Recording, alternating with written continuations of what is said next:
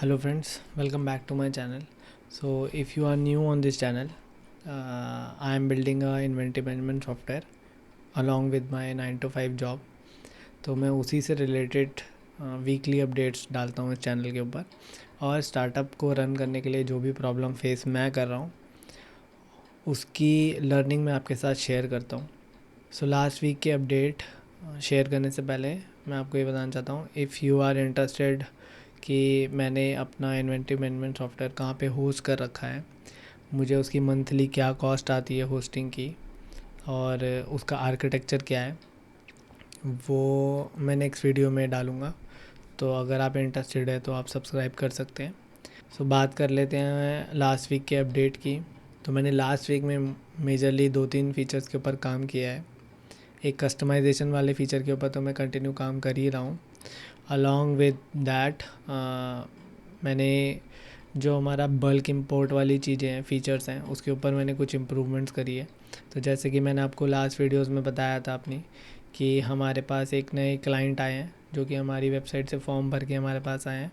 तो वो अब अपना सारा डाटा हमारे इन्वेंटरी मैनेजमेंट सॉफ्टवेयर पे अपलोड कर रहे हैं यूजिंग CSV. तो उसमें जो जो मुझे बग मिलते हैं या जो जो मुझे उसके अंदर इम्प्रूवमेंट के स्कोप मिलते हैं वो मैं इम्प्रूव साथ के साथ करता जा रहा हूँ. अभी उसके अंदर एक चीज़ का इशू है. तो फॉर एग्ज़ाम्पल वो अभी प्रोडक्ट को इन CSV तो अपलोड कर पा रहे हैं, बट उनके इमेजेस, प्रोडक्ट की इमेजेस मुझे AWS पे AWS कंसोल से ही डालनी पड़ रही है. अभी उसका फ्रंट एंड पे मैंने कुछ बनाया नहीं है. तो वो मैं अपनी अपकमिंग फ़ीचर लिस्ट के अंदर रोड मैप में मैंने डाल लिया है. तो जब भी मैं आगे मेरे पास जैसे भी बैंडविड्थ बचेगी तो मैं उस फीचर के ऊपर काम करूँगा. इसके अलावा मैंने ऑर्गेनाइजेशन लेवल पे काम किया है कि अभी क्या होता है हमारे इन्वेंटरी मैनेजमेंट सॉफ्टवेयर में, जो हमसे परचेज़ करते हैं इन्वेंटरी मैनेजमेंट सॉफ्टवेयर, उनकी एक कंपनी होती है खुद की. तो वो अभी उसी कंपनी से इनवॉइस या कोटेशन या ऑर्डर बना के भेजते हैं. बट एक पर्सन की मल्टीपल कंपनीज हो सकती है, और ऐसा हो सकता है कि उनको कभी एक्स कंपनी से एक कोटेशन बना के भेजनी हो और कभी वाई कंपनी से बना के भेजनी हो. तो अभी उसका कोई स्कोप नहीं था. तो मैंने उसके लिए बैकएंड की टेबल्स वगैरह बना ली है. बैकएंड के अंदर एक कंपनी जो अभी एग्जिस्टिंग उनकी चल रही है उसकी डिटेल डाल के सेव करा के रख ली है. और जो हमारी कोटेशन वगैरह वाली टेबल्स है उसके अंदर ऑर्गेनाइजेशन आईडी करके एक कॉलम बना लिया है. सो हम फ्रंट एंड पे एक ड्रॉप डाउन दे देंगे कि ये जो भी पर्सन कोटेशन बना रहा है वो इस पर्टिकुलर कंपनी की डिटेल उसके साथ शेयर होगी. तो एक तो ये फीचर के साथ काम किया था.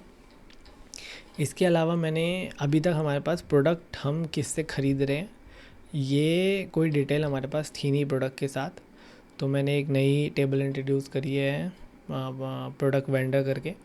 उसमें मैंने ये डाला है कि ये प्रोडक्ट हम इन वेंडर से ख़रीद रहे हैं, इस प्राइस पे ख़रीद रहे हैं, और ये उनके वेंडर का SKU कोड है. तो एक मैंने ये भी फीचर के ऊपर काम करा है. तो जब भी हम किसी वेंडर को सेलेक्ट करेंगे और अगर हम पर्टिकुलर प्रोडक्ट की हमने प्रोडक्ट में उस मैपिंग डाल रखी होगी तो वो ऑटोमेटिकली प्राइस वहाँ से पुल कर लेगा, प्लस उसका वेंडर कोड भी वहाँ से पुल कर लेगा. तो जब भी हम परचेज़ के लिए भेजेंगे तो हम वेंडर को बता देंगे कि हमारा नाम तो ये है बट आपका वेंडर कोड या SKU ये है. तो एक मैंने ये भी चेंज करा था लास्ट वीक में. इसके अलावा मैं ऐप के ऊपर काम नहीं कर पाया हूँ. That was the update of last week. अगर आपको कोई स्पेसिफ़िक चीज़ जाननी है तो आप कमेंट करके मुझे बता सकते हैं. बाकी मैं आपको मिलता हूँ नेक्स्ट वीडियो में. बाय.